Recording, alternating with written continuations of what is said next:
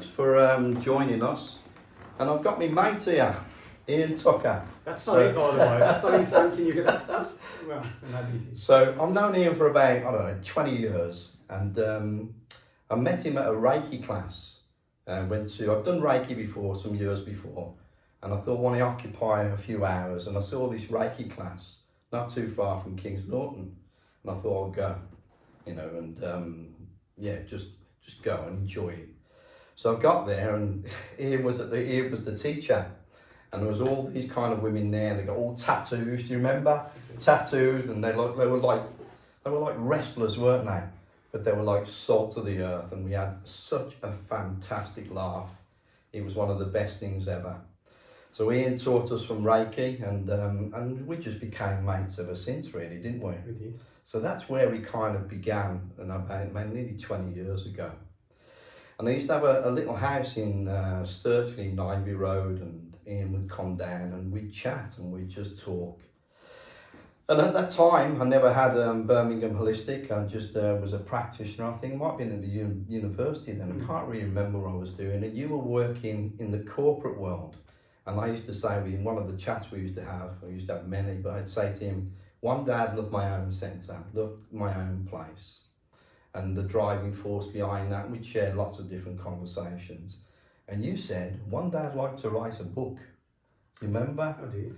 And so we both kind of fulfilled those things really in different ways. But I just want to kind of go back just about that time. What got you into the Reiki? What was the Reiki for you in the first place?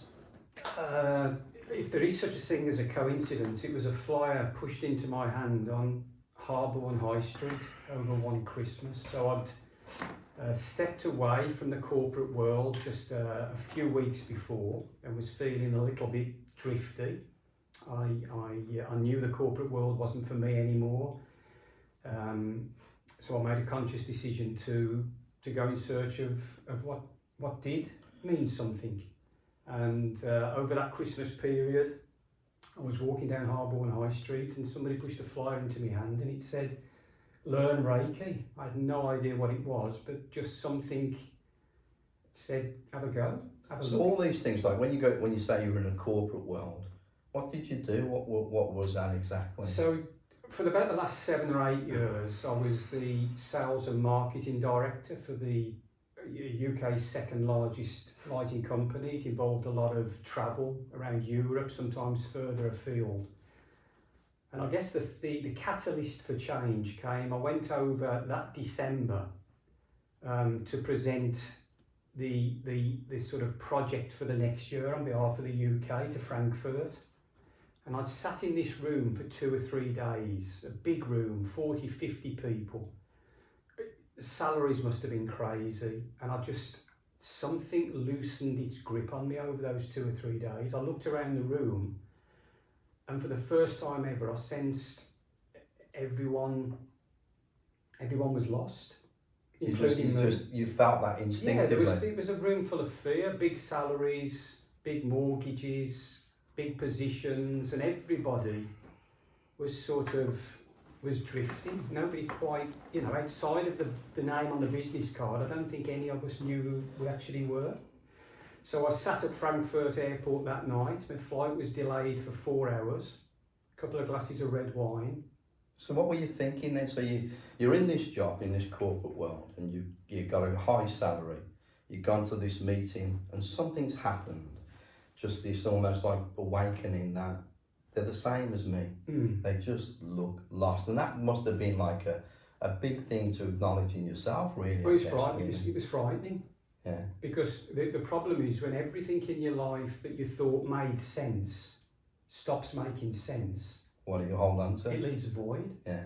And so as I sat there at the airport that night, I knew I was done, but I didn't know what was next, and that's frightening. Yeah. So if we roll on a couple of weeks, it's Christmas Eve.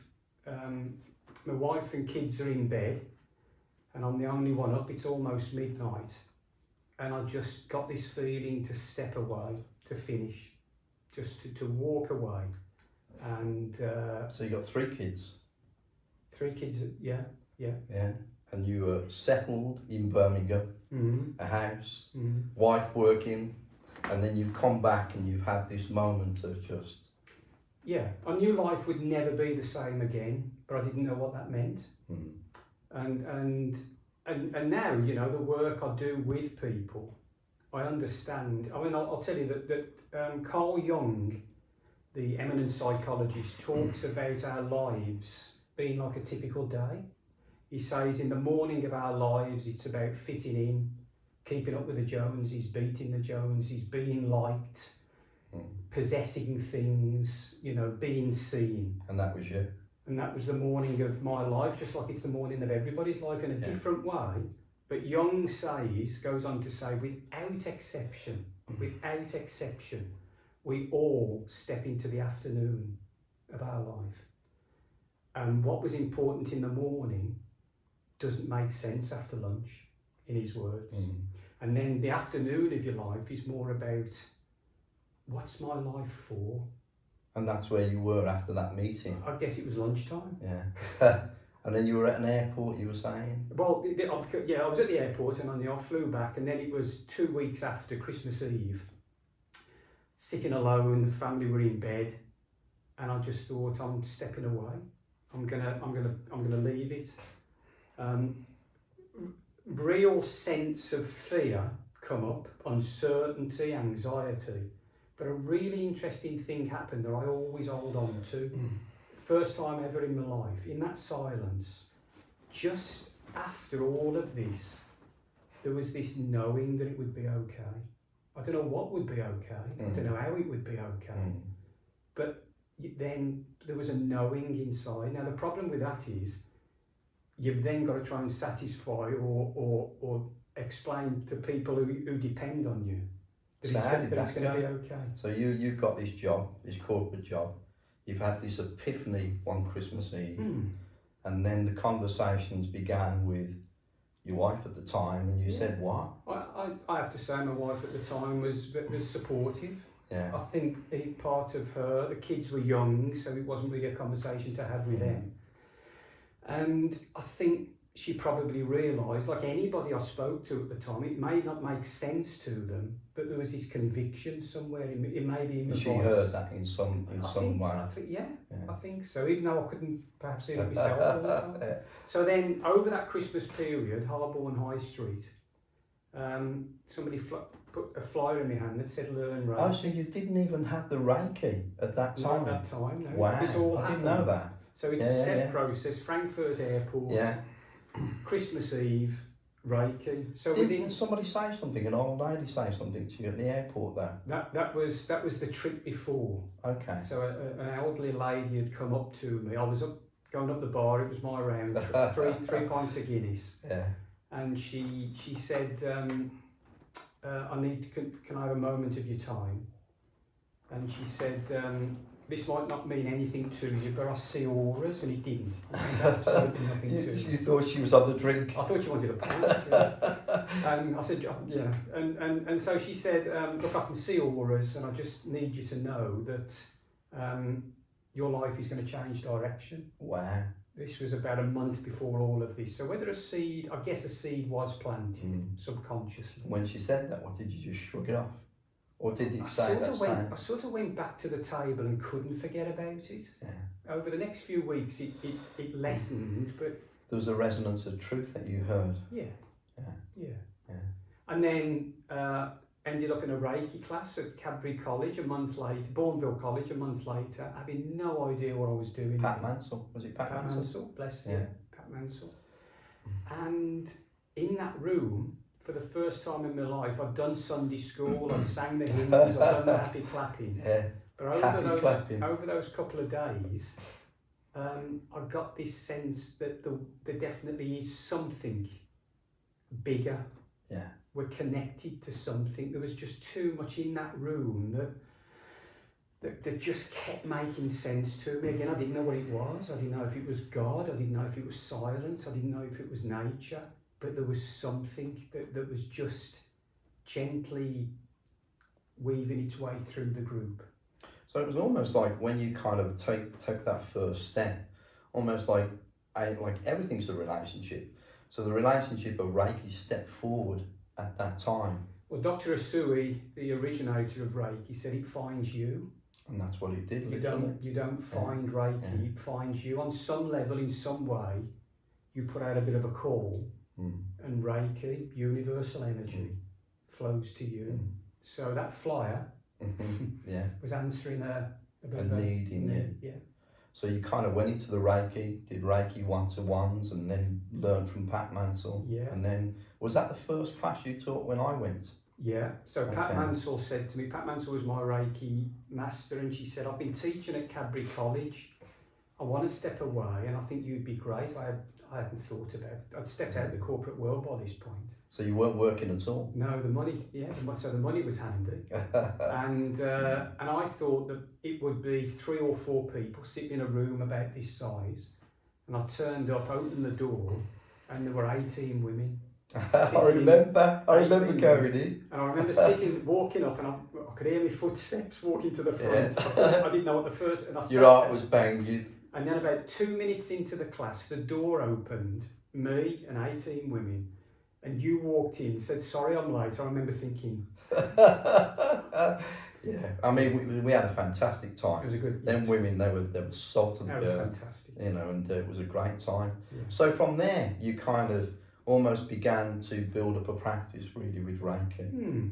Yeah, and at the time I started journaling for the first time in my life. So as I talked about this void, put the corporate world down, put down sales targets and marketing and advertising expectations.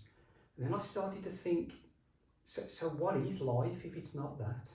And I just started to sit again of an evening and write a few things down. And I looked at religion, I looked at philosophy, I looked at common sense that people had told me, and there was a pattern that started to come together, just a few steps. You know, you've talked in the meditation about being in the moment. I know that's done to death, but it's your starter for 10. Yeah. The moment, gratitude, forgiveness. These things just started to come to you. Yeah, and then I suddenly realised that actually these aren't just scribbles, there's something here. And then I went into an Oxfam bookshop, and I went to reach for a book, and another book fell off the shelf, and it was A Simple Path by Mother Teresa. Wow. And as soon as it came off, I thought, Your Simple Path. Yeah, I don't know if any of your lawyers are watching. And then Your Simple Path, I suddenly thought, there's a book. There's a book of just simple from the journaling.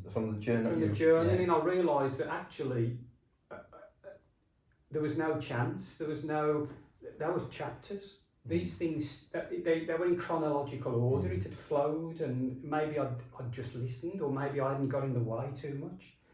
So it almost become like a blueprint for you initially from the journaling, you know, of a way to live your life, because you give up, you know, like the past, if you like, the corporate world, and you've got nothing to anchor to. What are you anchored to? And then in these moments from the door that Reiki gives you, because that's what it was almost, like opened the door and started to journal, and then this philosophy started to come through. And then I remember, because of the conversation we had about you saying, I'd like to kind of one day write a book. So that seed from obviously the book falling off the shelf, and then that another light bulb moment. And I remember from there you took yourself off, didn't you? Almost like into the wilderness in a way, but you had this little place that you started to use, and born out of that become Your Simple Path. The beginnings, That's the hard sell. So it came about 5 months later. So I literally hired a little woodshed for £10 a week. It had a log burner, a table, and a view over a meadow in the middle of nowhere. Leaking and everything, weren't it, at the time? Yeah, spiders leaking, ducks, family of ducks, and then after about 5 months of writing, and I couldn't think of anything else, and I thought, I've written the last page. That's it. There was just this release of. So I put it out to 3 or 4 publishers. I had 2 offers, which was absolutely amazing. But something said, don't do it. And I think at the time, Amazon had just launched its self-publishing KDP. And I launched it as an ebook. And within the first few months, a few thousand copies, and it just started to appear on sort of lists, and and then I had the same publishers come back with a better offer. Still nothing to retire young on, but and I went with one of them, O Books. It's been a great relationship, and I think now 5, 6, 7 years on, about 40,000 copies in all guises. That's amazing, isn't it, really? Found an audience, and it continues to. So why the book? Why? I mean, you kind of used it as a philosophy for yourself, but why did you want to put it out there? I didn't. Okay. I was terrified to put it out there. So I wrote it for me, really. The journaling was for me. As I started to talk to people who had gained my trust, because this was all very different for me, people from the Reiki, and I used to go sometimes to Reiki shares, meditation groups, and I wouldn't tell them it was from a book, but they would say, God, that's profound. That's right on the money. Yeah. That's exactly. So I thought, okay. Yeah. And then the day you press, I remember Amazon saying, your book is ready, would you like to go live around the world? And I pressed live, go live. And I thought, what have I done? What have I done? And then... You opened up a box of worms. And now I remember, that you kind of taking yourself off, writing the book. And I even remember you sending me a scribble of the book cover. Do you remember that little image? Yeah. And it was all kind of coming together. You put it out there on Amazon, and then this realisation, what have I done? And then your life went nuts, didn't it? It was like you started to promote the book, i.e. you give a lot of copies away. You give thousands of copies for free, really. And you went on tour with the book, if you like. I went on tour with Shirley Cobb, with Shirley Squires. Yeah, Shirley and I went around the UK on a paid forward tour. Yeah. Free talks. Yeah. Just to promote the book, and then your life, in almost like the universe, in some way, began to shake you up and said, you have an opportunity to practice some of the philosophy in there. Yeah. Now I know, things got very, very difficult, with your kind of relationship with your daughter, and even like houses flooding. I mean, some of the things you went through, your anxiety levels went through the roof. Do you want to just talk about whatever you feel comfortable with, at that time? Because it almost like this went out there and life said, we're going to test you, Yeah. Just whatever you feel comfortable with. Yeah, I just think you're absolutely right. It was almost like as I pressed go live, and somebody somewhere said, can you walk it? A bit of an Americanism, but can you walk it? And I had some real challenges, like everybody who watches this at any point will have challenges in different guises, but I went through a divorce. We had an awful situation. We'd moved to Devon over that period of time, and we had an awful situation with flooding. The house was under thousands of gallons of water. We had to move out. But you tell a brilliant story about the flooding one night. I think it was at 4 o'clock in the morning. Yeah, we lived opposite a green lane, so it had turned into an idyllic place to walk a dog.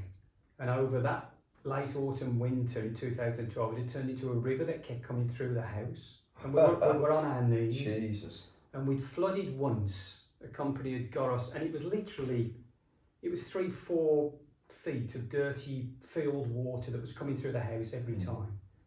And we couldn't stop it.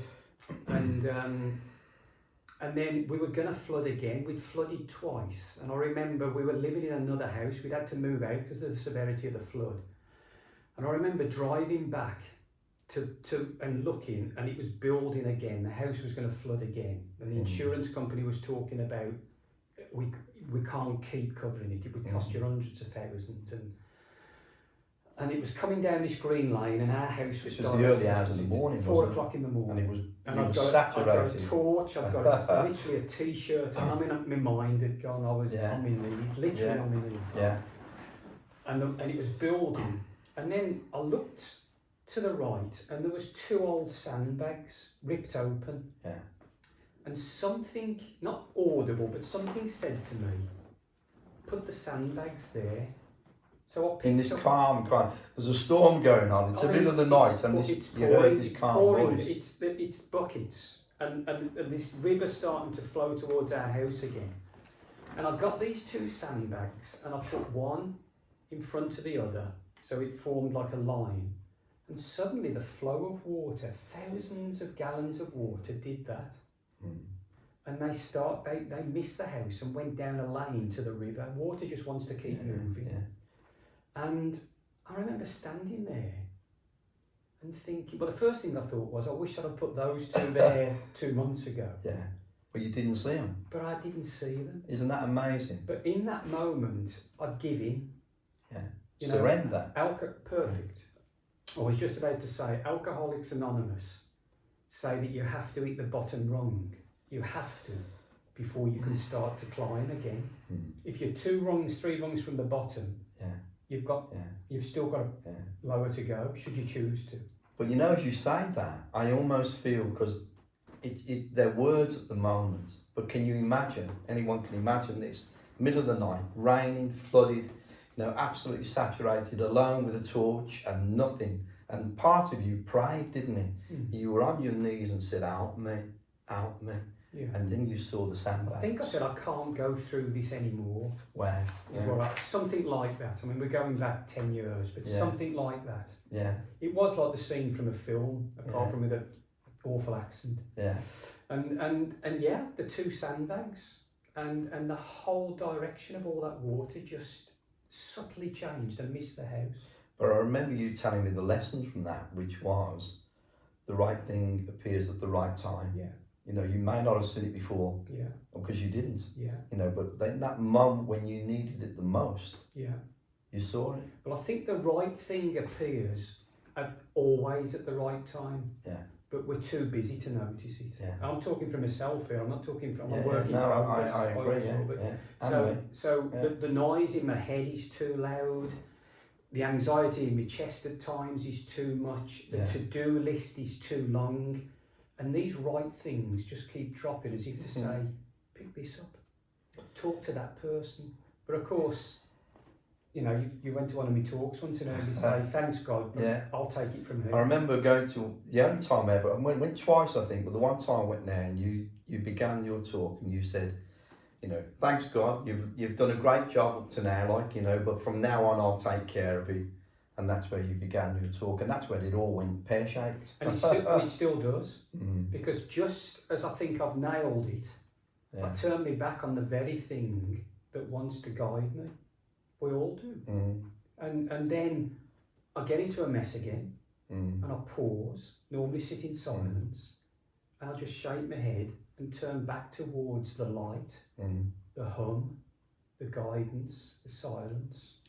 I have a great friend, who says more or less like that. I go away, do my thing, same as you.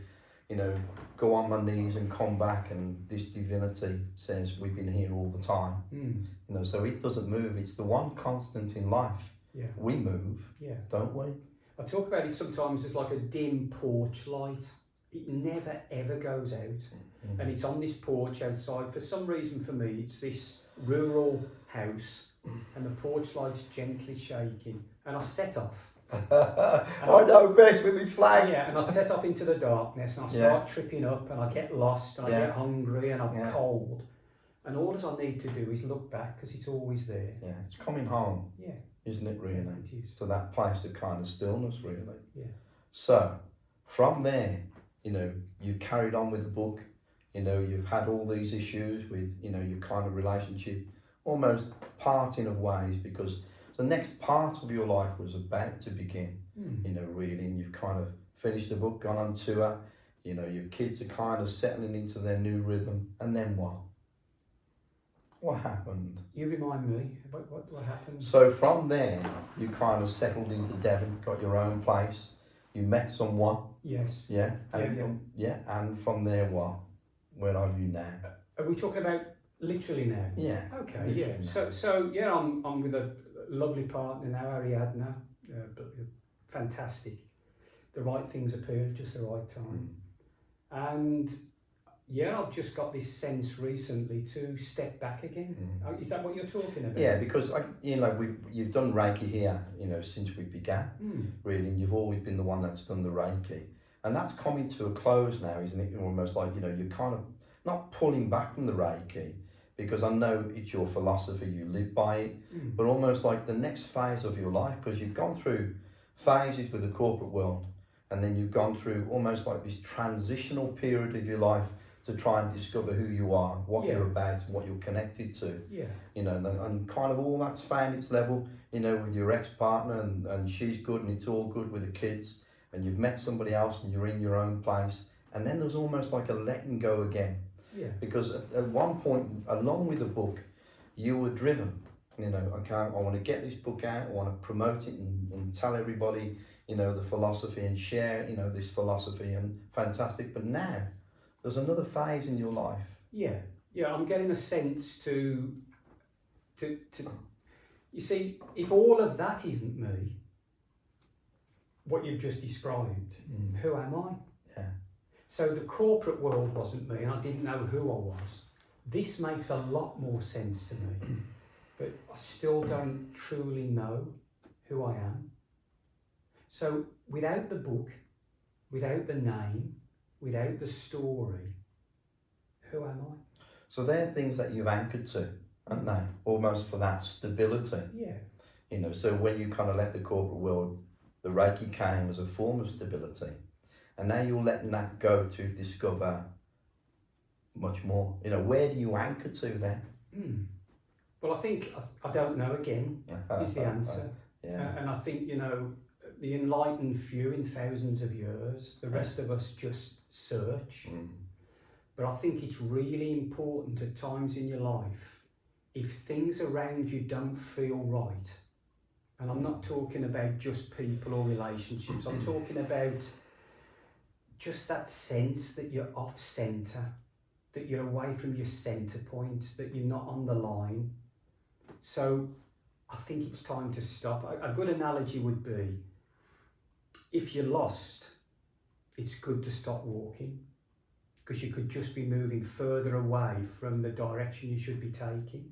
Now, I've had a wonderful 12 years of teaching Reiki at this amazing centre, and I'll roll it out for the rest of this year, we'll run it down. But there's something else now.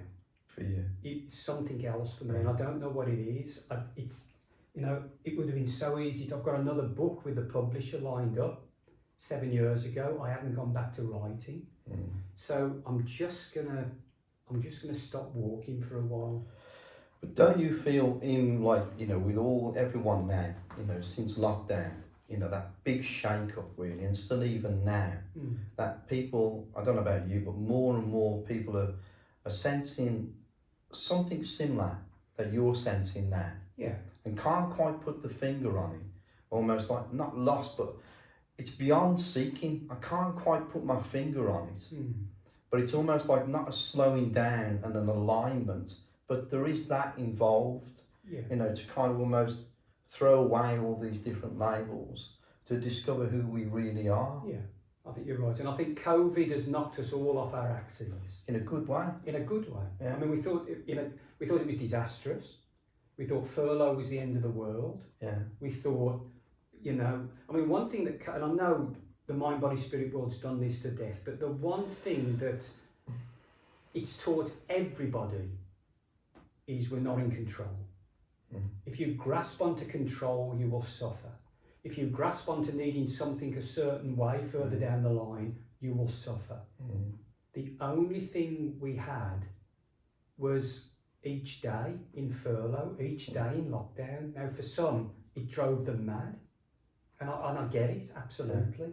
But it really sort of planted a seed with people who thought they could map out the next 25 years, that there's no foundation for life. But that uncertainty, it's a scary place to be. So the first thing you've had to have is courage to step into the unknown. And that's what you're even doing again now. Yeah. Almost like stepping into, I don't know, what's to come, because I know we had a conversation the other week. I don't know if I'm going to write, not write. I'm just going to kind of step into almost like this nothingness. Yeah. And that takes courage to do. It takes courage to do, but the right thing will show up at the right time. Yeah, Now, because you've got that belief. Now my ego takes over and said I'd like the right time to be the middle of March. I'll have a couple of weeks off and then I'll get back into it in March. Yeah. The right time might be 3, 4, 5 months away. The right time might be tomorrow. But if I keep walking, I could be going in the wrong direction. Pause, just take a breath, have a look around, see if there's 2 sandbags lying about that you miss. Fantastic analogy. And almost realigning to that voice that you've heard in those moments of desperation to kind of discover what that voice is connected to, perhaps. Yeah, exactly that. But you have to get past the noise for that. How do you do that? The truth is, it's simple, but it's not easy. Everybody has to find the way through. So for a while, red wine and Van Morrison got me there. Yeah. You know, Damien Rice got me there. So music by its very nature.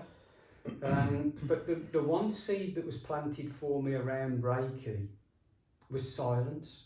I can't believe I've been so loud for so long. See, if an issue come into my life or I needed to sort something out, it tends to come with noise. Even now, you don't get too many silent issues. So what I've done for most of my life, and at times now, because I forget, I think I know what I'll do. I'll get louder than the issue. Because if I create more noise and more heat, I'll be bigger than the issue. But the issue tends to get louder than you and starts bouncing off. So what I've found is, if I can just fall silent, call it meditation, call it walking through the local wood, call it sitting on a park bench, but you can be anywhere. But if I can consciously become silent, then it creates, I'm not saying answers start flowing to me like Neil Donald Walsh, but it creates a little bit of space, just a bit of space between all of that noise. I'm not saying the noise goes away, the issues and the worries, but something in me says, you know, that's not going to be around forever, don't you? That's temporary, because everything is. And so for now, sit on this park bench. For now, just keep taking a few steps through this wood and just keep with that bit of space between this and the craziness. And what happens then, Stu, is that noise goes down. Yeah. A, because you've created a bit of distance, and B, because it always does. Everything is temporary. Everything. So in that gap, almost like that stillness, I think we can find our true nature. Yeah. Because we're so busy searching, you know, out here, like, and kind of made to feel we need this, that, and the other. And I'm as guilty as everybody of chasing those, and still do. Yeah. Even like driving the centre forward in my own way, and you with your own thing. You've come to a different standpoint now, you know, in as much as you want to discover what's in the gap. Yeah. You know, which is an amazing space. So I think here's the thing. We call it happiness. We call it success. But ultimately, all as we're looking for is freedom and inner peace. Just freedom from the suffering. Suffering's a big word, but, you know, in Buddhist terms, it means the ability to live with an open heart and a calm mind, just for a few minutes a day. You know, I've sat in this room with you a couple of years ago and said I'd give everything I'd got for 5 minutes of inner peace. Now I've found more than 5 minutes, you know, but life is life. So here's what I've come to find. For most of my life, and again even now, I keep going in search of happiness, whatever that is. I don't even know what it is. In search of success, in search of things, in search of the bits that are missing so I can be complete. And yet, I've come to know that if I can just sit here now with you, in silence, all of that comes to me here. Call off the search. That's a great title for a book, though, isn't it? Call off the search. It is, yeah. Because really, even from childhood, you know, like Christmas, and then we're given gifts, and almost like that brain, that mindset is always almost instilled in us to chase things. Yeah. You know, like, so I got, a car I loved about 5-6 years ago, and I loved it, but the love didn't last. No. You know, you might have had things, and these people might have had things in the past where they've loved and they wanted it, when they've got it, it lasted all of 3 minutes. Yeah, absolutely. And so what you're saying is you've achieved all of those things. They never brought you the success, the happiness, the joy, the inner peace. You're not searching for them anymore. Well, I know they won't give it me. Yeah. So Not I searching can, externally. you need to stop walking. Yeah. You need to stop walking towards the things that haven't brought you to you yet. Isn't that like the irony of your book is like it's almost their steps. You know, you get the analogy that you're walking through steps, and now you've discovered I don't need to step anymore. I don't need to walk anymore. I need to stop. Yeah, I need to on pause. this path. I need to pause. Yeah. Okay, thank you. So you've settled in Devon, and life's good now. And when you look back over the past few decades, if there's one thing you've learnt about yourself, what would it be? You could have tipped me these questions before we started. If there's one thing I've learned about myself, what would it be? That I create my own suffering. So there's a responsibility for that. Yeah, that I've been unable to accept and take responsibility for the things that have happened in my life, and so I've blamed others and loosened the chance I've got to become well myself. And if there's one bit of advice, you know, we spoke about, you know, some things earlier on that you'd want to give somebody else, and you spoke about forgiveness earlier, but if there was one kind of thread, one kind of a bit of advice that you were to give someone you love, that could help them reach the point where you're on the edge of, or coming close to, what would it be? I'm going to quote you. The simplest things deliver my deepest needs. The simplest things deliver your deepest needs. Your suffering is very, very rarely in this moment. The suffering is always something that's happened and we can't let go, or something that we're desperate for or think we need that we can't control the outcome of. And the simplest things in this moment deliver your deepest needs.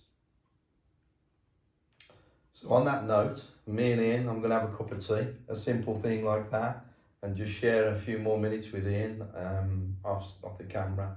So listen, thank you very much for joining me on this first little chat, and you can go to Ian's book, Your Simple Path, it's on Amazon.